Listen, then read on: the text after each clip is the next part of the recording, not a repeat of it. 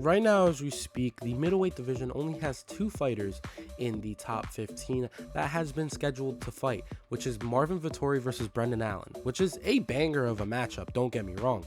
But that also leaves 14 other people, including Dricus, the champion, without a fight. And I think today I want to play a little Uncle Dana. I'm going to matchmake the middleweight division. What better way to start with the champion, Dricus du Plessis, DDP, against, in my opinion, I think it's Jared Cannonier. Jared Cannonier deserves it. Jared Cannonier has been on a tear. He just fought Marvin Vettori, broke the record for most significant strikes in middleweight history.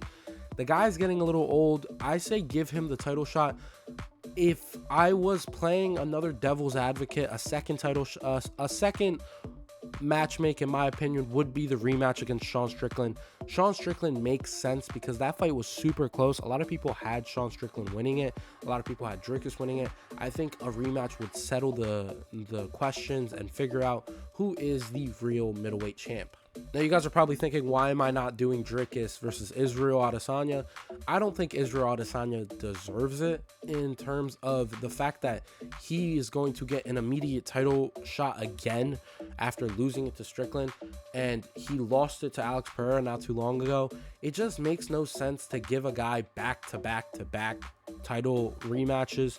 I just don't think Israel can really warrant that. I think Israel needs to fight someone in the division that isn't a title contender to be able to get the title shot. This is Uncle Dana in matchmaking terms for hardcore fans. This is not Uncle Dana in money terms, because the money fight would be Israel Adesanya, Dricus du Plessis, and I know that.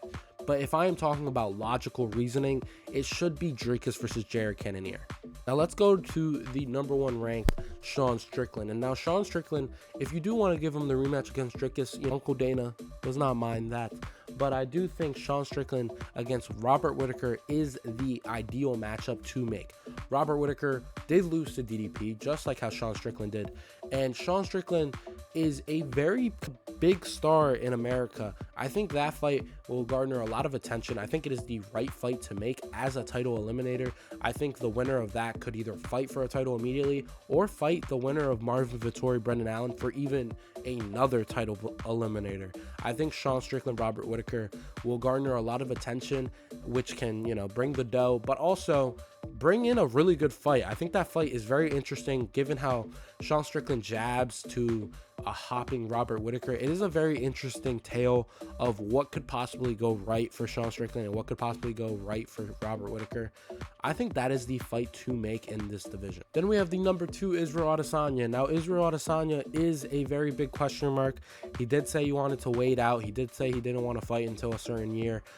Israel does not garner my attention to get a title shot, and this is coming from a former Israel fan. I love how Israel fights. I do not like the weird dog and how awkward he is on the mic and how cringy he is.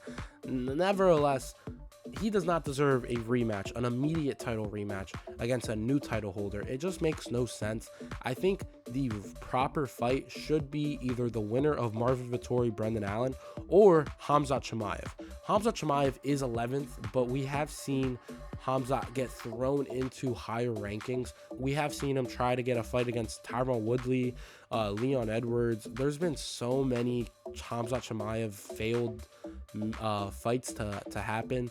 I do think Khamzat versus Israel is good for the division.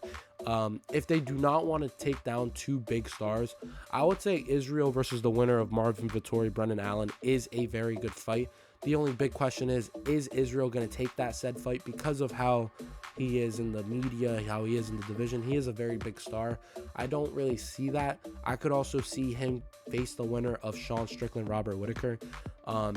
It is a very big toss-up with Israel. Israel is a very weird commodity in this middleweight division, given how he doesn't really want to fight. He doesn't say he wants to take a hiatus, but he also is clamoring for Dricus. I don't know. If it was me, if it's Uncle Dana, aka me, I would choose Khamzat Chimaev versus Israel Adesanya. Number 3, Robert Whittaker, we already got with Sean Strickland. Number 4, Jared Cannonier, we already have with Dricus. Number 5 and 6 is Marvin Vettori, Brendan Allen, which has already been announced. And then we go to number 7, which is Paulo Costa. Paulo Costa does not fight. Paulo Costa will not fight. Paulo Costa I refuse to believe he fought Robert Whittaker. If you ask me, it is in the episode of SpongeBob when Patrick had the little zipper and it turns out to be like a fucking gorilla. I do not believe that was Paulo Costa. Paulo Costa refuses to fight, and I do not see him fighting anytime soon. So as Uncle Dana, I'm going to take into the realism of the fact that Paulo Costa does not fucking fight.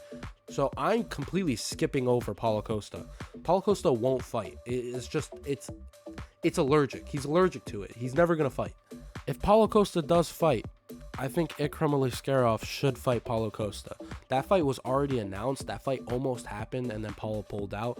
I think that is a very good fight for Ikram if they are trying to push him to that caliber. Which leaves us with a very interesting prospect in Nasruddin Imavov. Nasruddin just won against Roman Dolidze, and he is a very star-studded opponent. He is super technical. He is very powerful, very fast. I think Nasruddin could be a real scare in this division, but he does make some very questionable decisions, and that's why he's only number 8. I feel like if he made a lot better, a lot more IQ-based decision-making, he would be in the top 5 right now. But he isn't. He's in number 8. He just beat Roman Dolidze, who's number 9. I do think if he isn't getting the Paulo Costa fight, which is one fight above him, I think he should fight Jack Hermansson. Now, Jack Hermansson just beat Joe Pyfer. He just did a solid, technically, for UFC because he was fighting a guy that was unranked, and he was number 9. So that big of a jump, and he allowed the fight to happen. I think you should warrant Jack Hermansson a bump up in the rankings. I am a firm believer of if you are fighting someone behind the rankings, like that far behind the rankings, that you should get a sort of warranted shot at someone a little bit above you. And Jack Hermansson's 9 while Nasruddin Imavov is 8. So I do think that fight will be very interesting. That is the fight I am going to make. We then go to Roman Dolidze, who is number 9 in the rankings. I do think Roman Dolidze should fight someone behind the rankings since he was given Nasruddin Imavov, and he was also given Marvin Vettori at one point. I think this is time for Roman Dolidze to take a step back in the rankings to figure out if he is this top 10 gatekeeper or whatnot. I think Roman Dolidze should fight a guy like Anthony Fluffy Hernandez.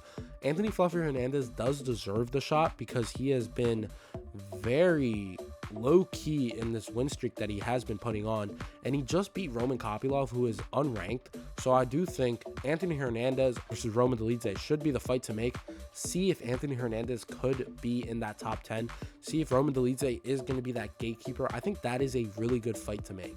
Number 11 is Khamzat Chimaev, which we already covered. Now number 13 is Anthony Fluffy Hernandez, which we already went through. Number 14th is Chris Curtis. Now Chris Curtis is in a very interesting position. He just fought behind him in the rankings, which is Marc-Andre Barriault. That fight was not very fun. That fight didn't really give anyone a sort of Chris Curtis is, a contender. That wasn't really a thought process going through that fight. And I still think Chris Curtis needs to fight someone behind him. I think either Roman Kopylov, Joe Pyfer, or if you really want to, which I don't think he should, give him Bo Nickal. Bo Nickal is one of the bigger prospects. If you want to really jump into conclusion with this guy, they have a lot. They did with Abus Magomedov. They did it with Shamil Gaziev. They like throwing people into the wolves instantly. They're not really smart with, giving guys time to figure out everything. Now, if Bo Nickal is semi, thoughtful, I think that fight is a little bit too much for his liking.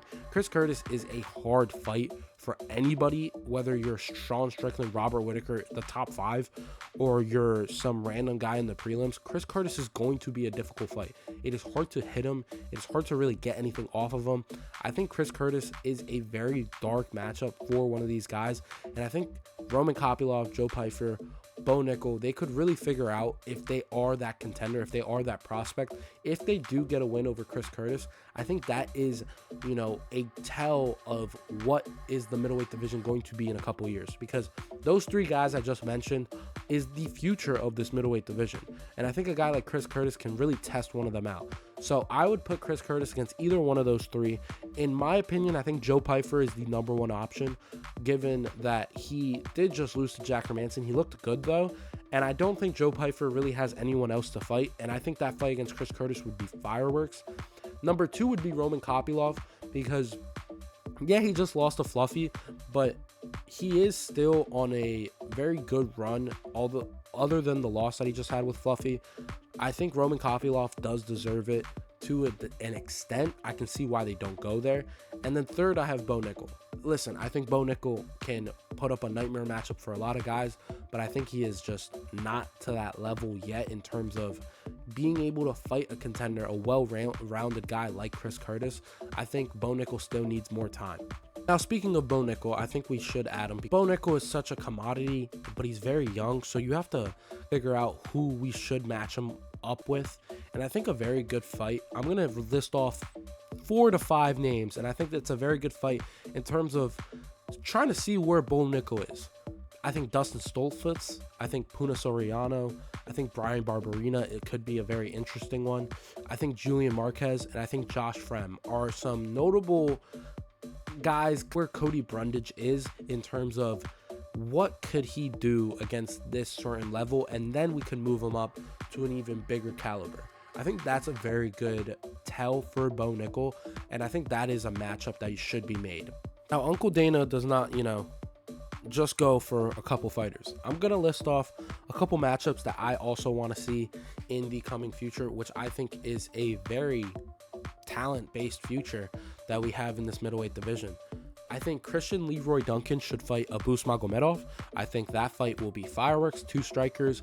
The way Christian Leroy Duncan looked against Bruno Ferreira was insane. So I do think that fight is a very good fight in terms of seeing where CLD is in the division. I have Shara Bullet. People forget about that, man. Shara Bullet against Chidi Njokuani. That is a firework fight. Chidi Njokuani is 2 of his last 3. I think he is a very powerful opponent and a very big striker, which if they are trying to propel Shara Sputin, then he should fight a guy like Chidi, and I think that fight would be very good to figure out how good is this guy striking. Guys, it's been Uncle Dana. It's been Santi. Let me know what you guys think of my sort of matchmaking. Let me know if these are some good fights. If you guys think I'm delusional, if you guys think I'm a chubby Ryan Garcia, if you guys think I am a delusional man that doesn't want to put Khabib in his top 5, go do so in the comments. It's completely fine. All seriousness though, leave it in the comments how you feel about these matchmakings. It's been Santi. It's been Studs.